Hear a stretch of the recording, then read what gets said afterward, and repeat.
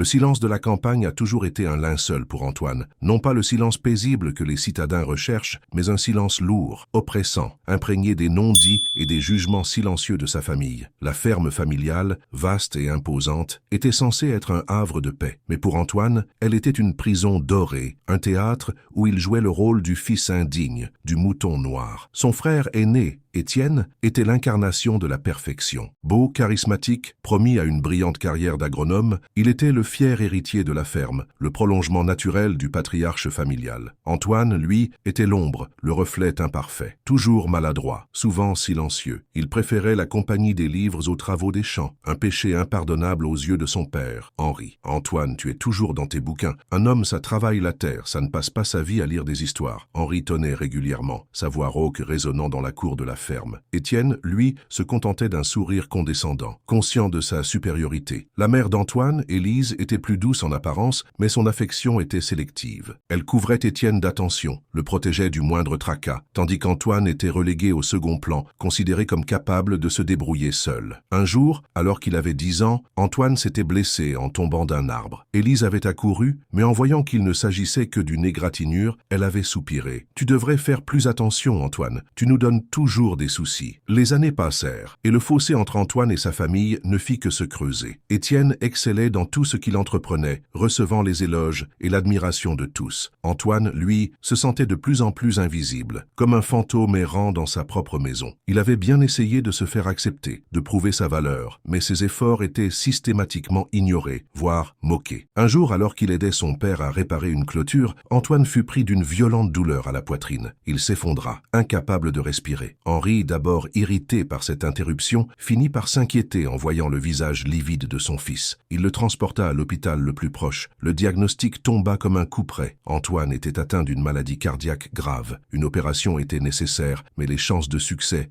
était mince. La nouvelle plongea la famille dans un état de choc. Pour la première fois, Antoine se sentit réellement regardé, non pas avec mépris, mais avec une forme d'inquiétude. Élise se montra plus attentive, lui apportant des fruits frais et lui lisant des histoires pour le distraire. Henri, quant à lui, restait silencieux, mais Antoine pouvait percevoir une lueur de regret dans ses yeux. Même Étienne semblait désarçonné, incapable de masquer sa surprise face à la fragilité de son frère. Cependant, cette soudaine vague d'attention avait un arrière-goût amer. Antoine avait toujours rêvé d'être aimé, mais pas de cette manière. Il ne voulait pas de la pitié, il voulait la reconnaissance. Il voulait être vu pour ce qu'il était, et non pour ce qu'il n'était pas. L'idée de se soumettre à une opération risquée, de dépendre de la compassion de sa famille, lui était insupportable. Il sentait que sa vie n'était pas vraiment la sienne. Il était un pion dans un jeu qu'il n'avait jamais voulu jouer. Et c'est dans ce moment de désespoir, face à la mort imminente, qu'une étincelle de rébellion s'alluma en lui. Resumo tematico. Un filho constantemente menosprezado e explorado pela família, que o prioriza em detrimento de irmão favorecido, decide romper com esse ciclo abusivo ao enfrentar uma grave doença, gerando consequências inesperadas,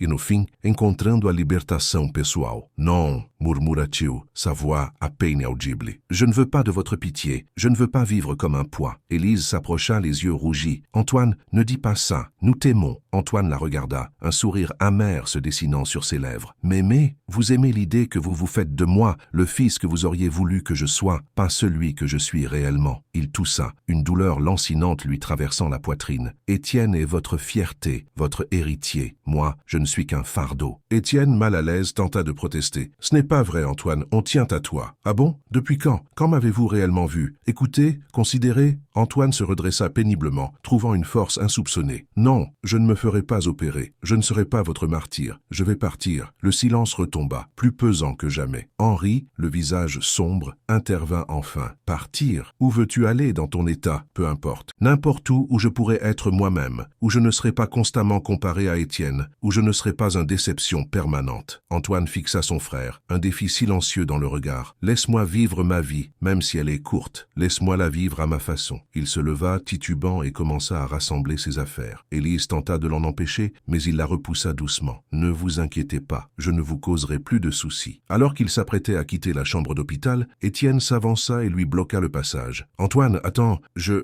ne savais pas que tu te sentais comme ça. » Antoine le regarda, incrédule. « Tu ne savais pas? Vraiment? Tu as toujours été le centre de l'attention, Étienne. Comment aurais-tu pu remarquer mon existence? » Étienne baissa les yeux, visiblement touché. Peut-être que tu as raison. mais ça ne veut pas dire que je ne me soucie pas de toi. » Il hésita, puis ajouta « Si tu pars, où iras-tu? Ça ne te regarde pas. » Antoine le contourna et sortit de la chambre, laissant sa famille stupéfaite. Il savait que son geste était radical, peut-être même insensé, mais il était prêt à tout pour échapper à cette prison familiale, pour enfin trouver sa propre voie, même si elle le menait vers l'inconnu. Il avait une destination, une vieille amie rencontrée lors d'un voyage scolaire qui habitait une petite ville sur la côte. Elle lui avait toujours dit que s'il avait besoin de quoi que ce soit, il pouvait la contacter. C'était sa seule chance. Quelques jours plus tard, un courrier arriva à la ferme, une lettre d'Antoine. Il expliquait qu'il allait bien, qu'il était arrivé à destination et qu'il ne voulait plus qu'il s'inquiète pour lui. Il ajoutait une phrase énigmatique. « Je suis enfin libre et je vais vous surprendre. » Ce qu'ils ignoraient, c'est qu'Antoine, pendant ses longues heures de lecture, avait développé un talent caché, l'écriture, et il avait l'intention de raconter son histoire, leur histoire, au monde entier, sous un pseudonyme bien sûr. Il allait transformer sa douleur en art, et sa vengeance serait douce et implacable. Il allait devenir quelqu'un, non pas malgré eux, mais grâce à eux. L'ironie était délicieuse. Resumo temático.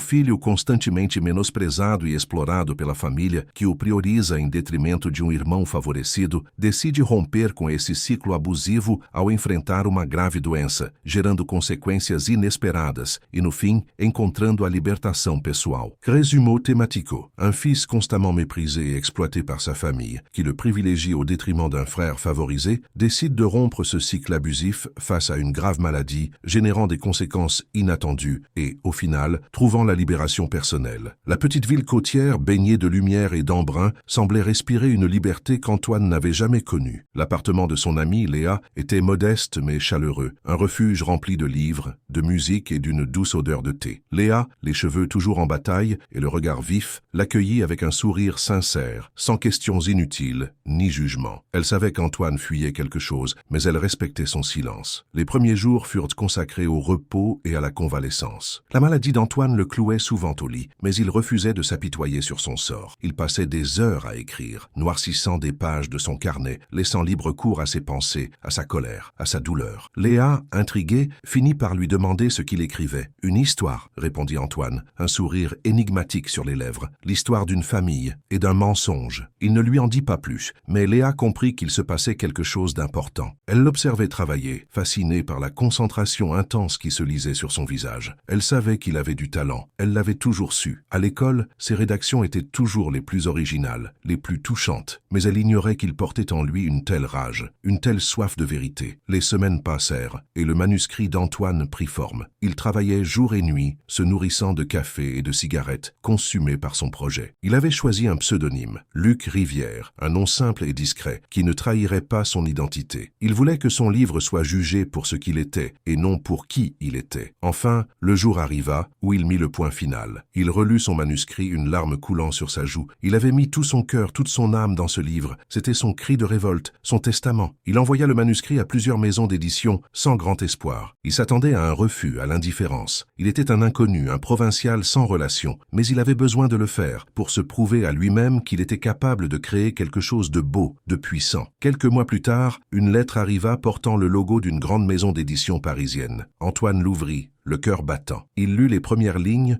puis les suivantes. Il n'en croyait pas ses yeux. Son manuscrit avait été accepté. L'éditeur était enthousiaste. Il voyait en lui un talent prometteur. Il lui proposait un contrat, un avaloir, une publication imminente. Antoine était abasourdi. Son rêve se réalisait. Le livre fut publié quelques mois plus tard, sous le titre « Les ombres de la ferme ». Il racontait l'histoire d'une famille déchirée par les secrets et les non-dits, d'un fils sacrifié sur l'autel des apparences. L'histoire était poignante, sincère, bouleversante. Le succès fut immédiat. Les critiques furent dithyrambiques. Les lecteurs furent conquis. Les ombres de la ferme devint un best-seller, traduit dans plusieurs langues. Luc Rivière était sur toutes les lèvres, un nouvel auteur à suivre de près. La nouvelle parvint rapidement à la ferme familiale. Henri, Élise et Étienne furent stupéfaits. Ils lisèrent les articles, ils regardèrent les interviews, ils entendèrent parler de ce livre qui faisait sensation. Et ils comprirent petit à petit que Luc Rivière n'était autre qu'Antoine. La révélation fut un choc. Henri Henri fut le premier à réagir, avec colère. Il nous a trahis, il a déshonoré notre famille. Élise, elle, était partagée entre la fierté et la honte. Elle était fière du succès de son fils, mais elle redoutait le jugement des autres. Étienne, quant à lui, était silencieux, pensif. Il relisait le livre, essayant de comprendre comment son frère avait pu en arriver là. Il découvrait une facette d'Antoine qu'il n'avait jamais soupçonnée. Un jour, Antoine reçut un appel. C'était Étienne. « Antoine, il faut qu'on se parle. » Antoine hésita, puis accepta. Il savait que cette confrontation était inévitable. Il était temps d'affronter son passé, de régler ses comptes. Il avait écrit son histoire, maintenant il devait la vivre. Le rendez-vous fut fixé dans un café de la petite ville côtière. Antoine attendait, nerveux, le cœur battant. Il aperçut Étienne arriver, le visage grave. Il avait changé, il semblait plus âgé, plus fatigué. « Antoine, » dit Étienne d'une voix douce, « je voulais te dire que je suis désolé. » Antoine le regarda. Incrédule. Désolé? Pourquoi? Pour tout. Pour la façon dont on t'a traité. Pour le fait qu'on ne t'ait jamais vu pour ce que tu étais. Étienne baissa les yeux. J'ai lu ton livre. Il est puissant et il est vrai. Antoine resta silencieux, attendant la suite. Je sais que ça ne suffit pas à réparer le passé, continua Étienne. Mais je voulais que tu saches que je suis fier de toi. Antoine sentit une larme couler sur sa joue. Pour la première fois de sa vie, il entendait ces mots. Pour la première fois, il se sentait reconnu. Et papa? Demanda Antoine. Et maman? Ils sont bouleversés, répondit Étienne. Ils ont du mal à accepter la vérité. Mais ils savent que tu as dit la vérité. Antoine soupira. Je ne voulais pas les blesser. Je voulais juste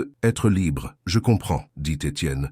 Je comprends maintenant. Un long silence s'ensuivit. Puis, Étienne tendit la main à Antoine. Alors, on repart sur de nouvelles bases? Antoine hésita, puis serra la main de son frère. On repart sur de nouvelles bases. Il savait que le chemin serait long et difficile, mais il était prêt à le parcourir. Il avait trouvé sa voie. Il avait trouvé sa liberté. Et il savait que, malgré tout, la famille restait importante. Il était temps de reconstruire, de pardonner, d'aimer. Resumo temático. Filho constantemente menosprezado e explorado pela família, que o prioriza em detrimento de irmão favorecido, decide romper com esse ciclo abusivo ao enfrentar uma grave doença, gerando consequências inesperadas e, no fim, encontrando a libertação pessoal. Alors, on repart sur de nouvelles bases. Antoine hésita, puis serra la main de son frère. On repart sur de nouvelles bases. Il savait que le chemin serait long et difficile, mais il était prêt à le parcourir. Il avait trouvé sa voie, il avait trouvé sa liberté, et il savait que, malgré tout, la famille restait importante. Il était temps de reconstruire, de pardonner, d'aimer. Les jours qui suivirent furent une étrange période de réconciliation et de confusion. Antoine se rendait régulièrement à la ferme, essayant de renouer avec ses parents. Henri restait distant, mais Élise, malgré ses remords, tentait de se rapprocher de lui. Elle lui préparait ses plats préférés, lui parlait de son enfance, comme si elle voulait rattraper le temps perdu. Mais Antoine sentait qu'il manquait quelque chose. Il avait pardonné, mais il n'avait pas oublié. Il ne pouvait pas effacer les années de souffrance, les humiliations, le sentiment d'injustice. Il avait besoin de comprendre, de savoir pourquoi il avait été si longtemps mis à l'écart. Un soir, alors qu'il dînait seul avec Élise, il lui posa la question qui le hantait depuis toujours. « Maman, pourquoi? Pourquoi m'avez-vous toujours préféré Étienne ?» Élise baissa les yeux, mal à l'aise. « Ce n'est pas vrai, Antoine. Je vous aimais tous les deux. »« Non, maman, ce n'est pas vrai. Vous l'avez toujours favorisé. Il était parfait, il était l'héritier. Moi, j'étais juste un problème. » Élise soupira. « C'était compliqué. Ton père voulait tellement un héritier pour la ferme. Étienne était son portrait craché. Il était fort, courageux, travailleur. Toi, tu étais différent. Tu préférais les livres à la terre. Ton père avait peur que tu ne sois pas à la hauteur. Et vous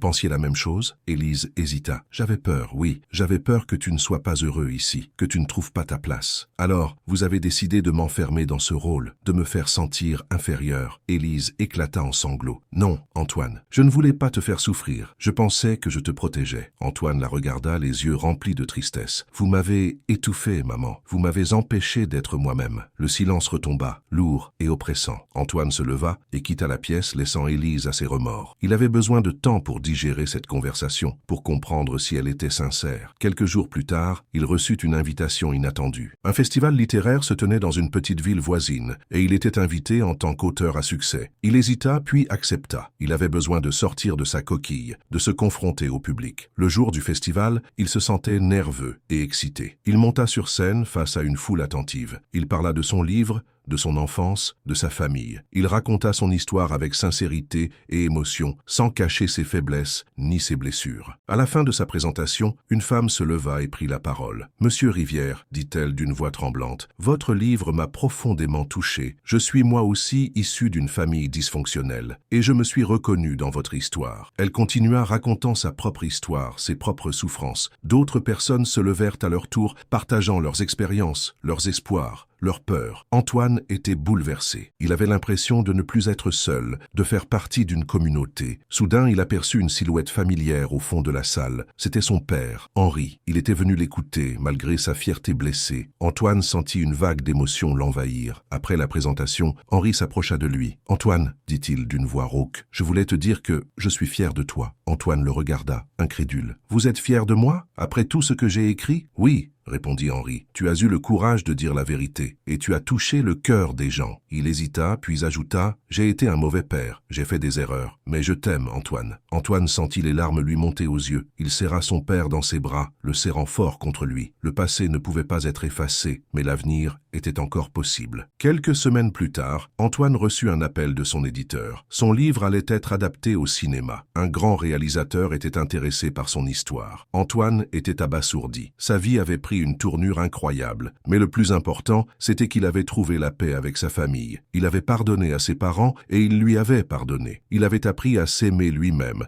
tel qu'il était. Il avait enfin trouvé sa place dans le monde. Il était libre. Et c'est alors qu'il pensait que tout était réglé, qu'il reçut une lettre anonyme. Une lettre qui allait remettre en question tout ce qu'il croyait savoir sur sa famille, sur son passé, sur lui-même. La lettre contenait une seule phrase, écrite d'une écriture tremblante. « Étienne n'est pas ton frère.